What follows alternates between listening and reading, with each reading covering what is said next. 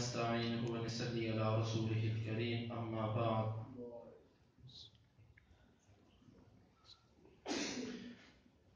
باب رفع اليدين في التكبيرة الأولى مع الافتتاح سواء. حدثنا عبد الله بن مسلمة عن مالك عن ابن شهاب عن سالم بن عبد الله عن أبيه أن رسول الله صلى الله عليه وسلم كان يرفع يديه حذو منكبيه إذا افتتح الصلاة وإذا كبر للركوع وإذا رفع رأسه من الركوع رفعهما كذلك أيضا وقال سمع الله لمن حمده ربنا ولك الحمد وكان لا يفعل ذلك في السجود.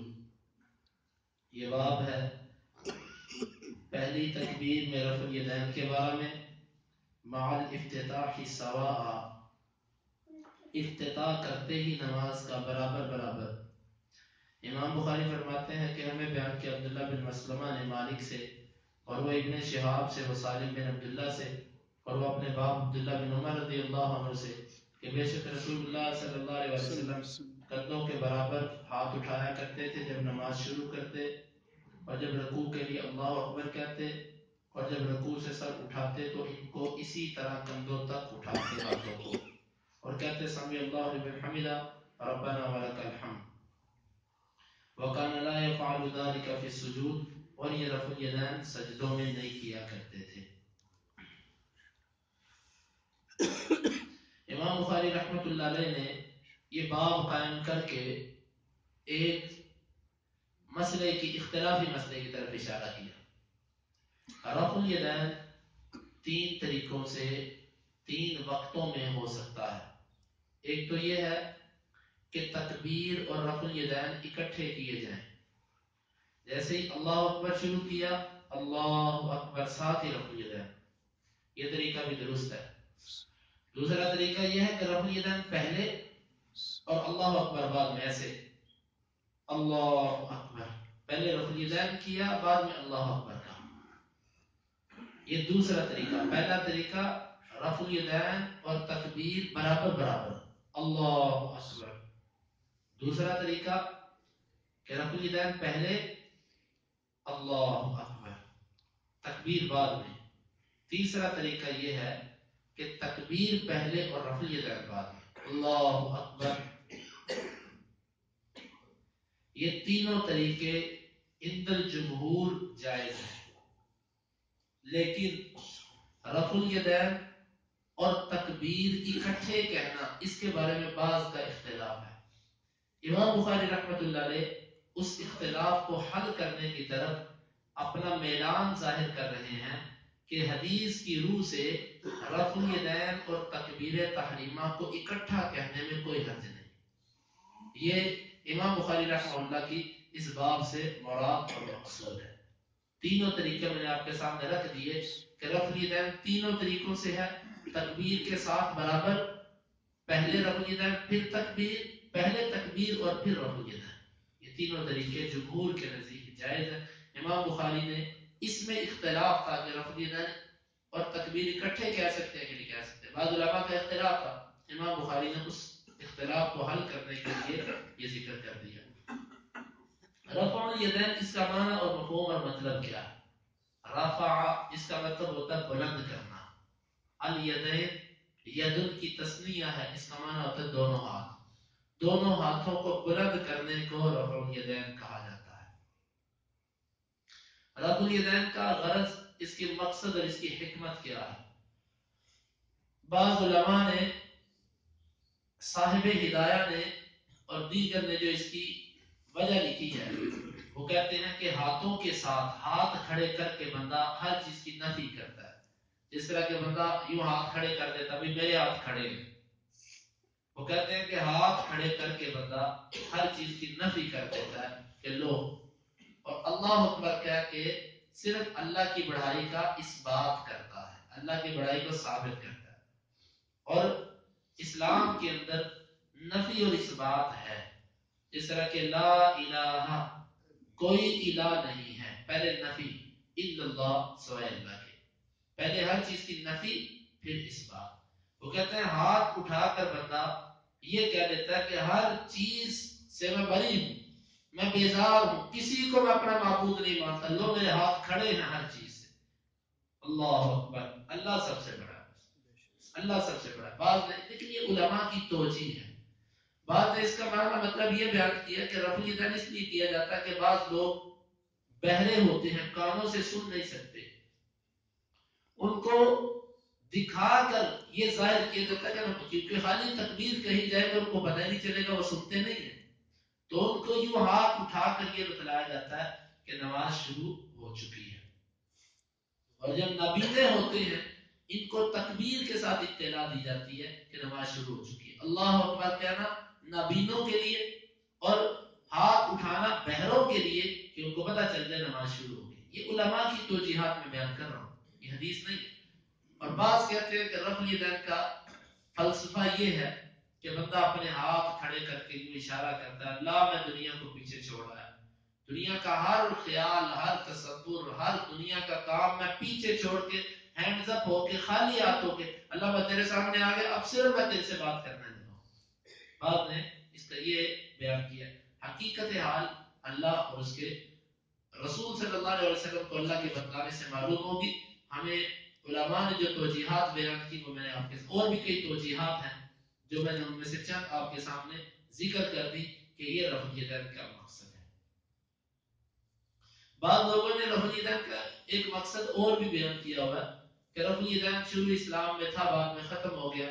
شروع اسلام میں رفع الیدین اس لیے کیا جاتا تھا کہ نعوذ باللہ نبی صلی اللہ علیہ وسلم کے پیچھے لوگ بغلوں میں بت رکھ کے کھڑے ہوا کرتے تھے، اور نبی صلی اللہ علیہ وسلم نے وہ بت توڑوانے کے لیے رفع الیدین شروع کیا، اور جب ان کے بت ٹوٹ گئے پھر نبی صلی اللہ علیہ وسلم نے رفع الیدین بھی بند کروا دیا۔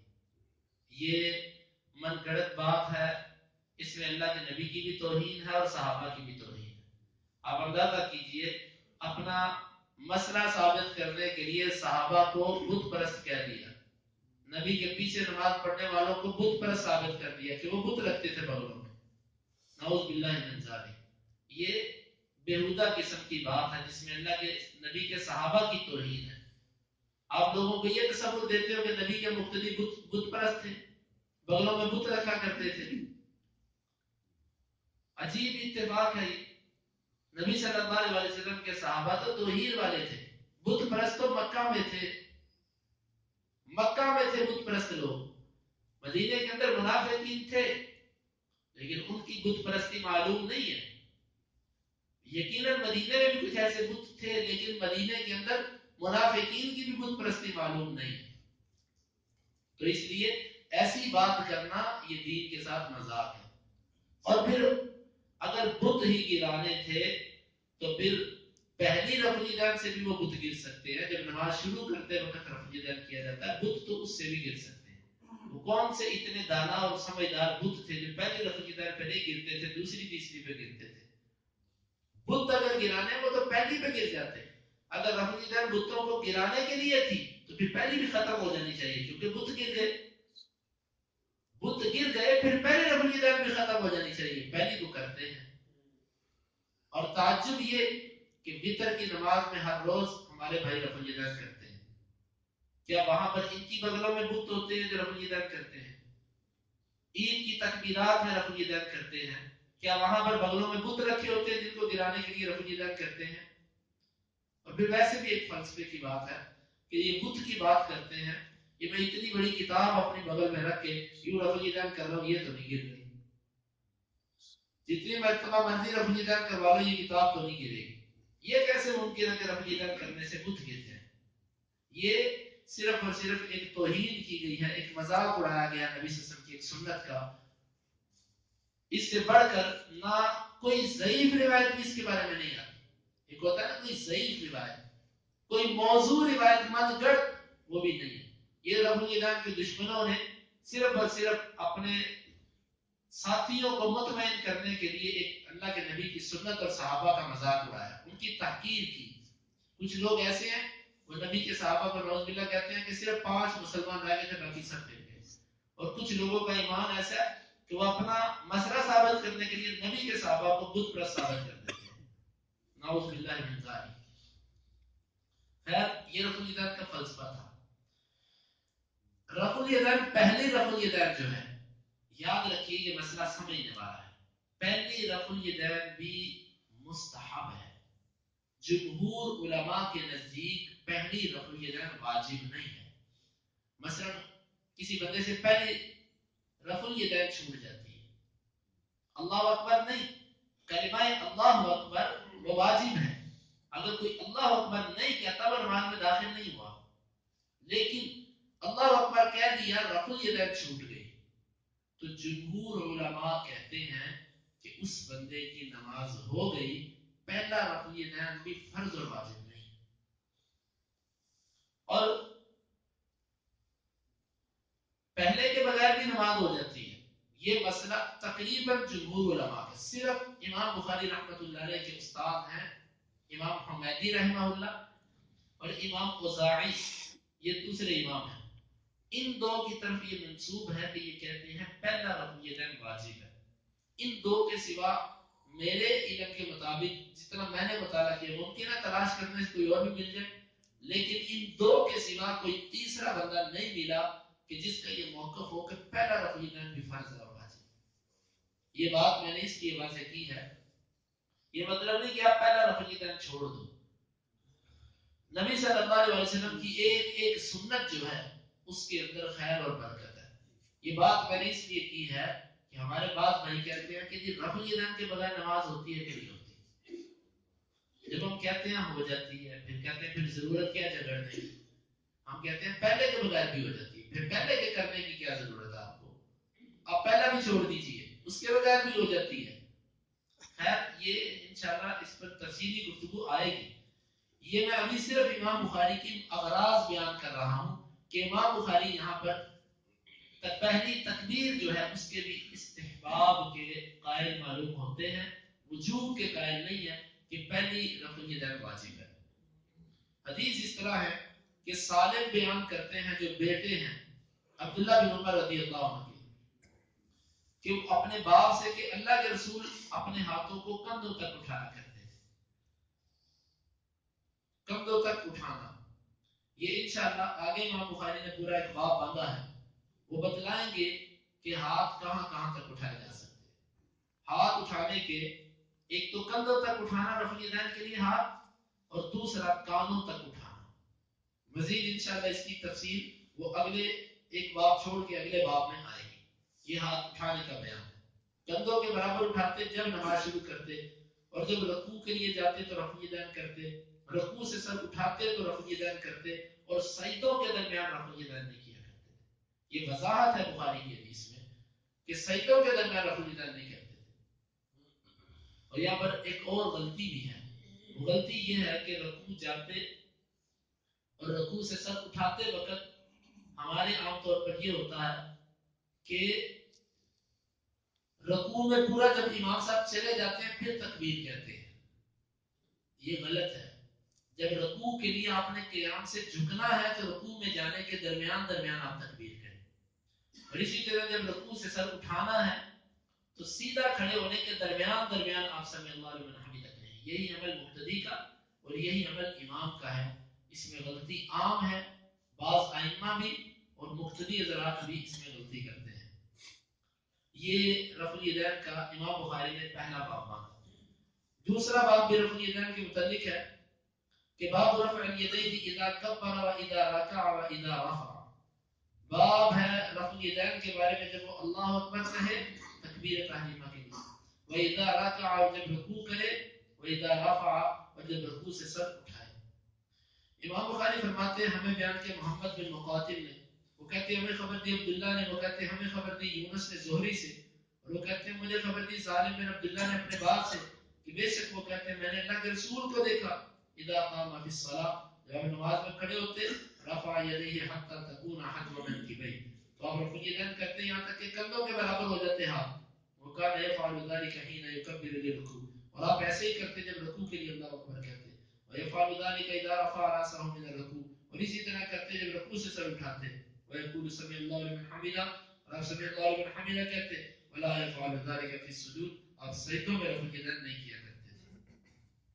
امام بخاری فرماتے ہیں ہمیں بیان کیا اسحاق الواسطی نے، وہ کہتے ہیں ہمیں بیان کیا خالد بن عبداللہ نے، وہ خالد سے اور ابو قلابہ سے کہ انہوں نے مالک بن حویرث رضی اللہ عنہ کو دیکھا کہ جس وقت وہ نماز پڑھتے تکبیر کہتے تو رفع یدین کرتے، اور جس وقت وہ ارادہ کرتے رکوع کرنے کا رفع یدین کرتے، اور جب رکوع سے سر اٹھاتے تو رفع یدین کرتے، اور بیان کیا کہ بے شک اللہ کے رسول صلی اللہ علیہ وسلم بھی اسی طرح کیا کرتے تھے۔ یہ ہے رفع یدین کی حدیث، اس کا کچھ مقصد مطلب میں نے آپ کے سامنے بیان کیا۔ اب انشاءاللہ رفع الیدین کا مسئلہ قدر تفصیل کے ساتھ کل کے درس میں انشاءاللہ بیان کیا جائے گا۔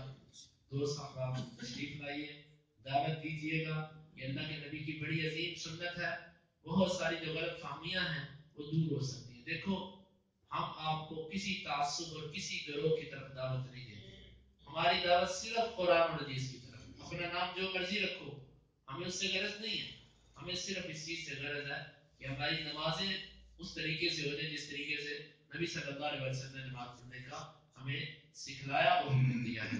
اللهم انفعنا بما علمتنا وعلمنا ما ينفعنا وزدنا علما، اللهم اقسم لنا من خشيتك ما تحول به بيننا وبين معصيتك، ومن طاعتك ما تبلغنا به جنتك، ومن اليقين ما تهون به علينا مصائب الدنيا، متعنا اللهم بأسماعنا وأبصارنا وقواتنا أبدا ما أحييتنا، واجعله الوارث منا، واجعل ثأرنا على من ظلمنا، ولا تجعل مصيبتنا في ديننا، ولا تجعل الدنيا أكبر همنا ولا مبلغ علمنا، ولا تسلط علينا من لا يرحمنا، وآخر دعوانا أن الحمد لله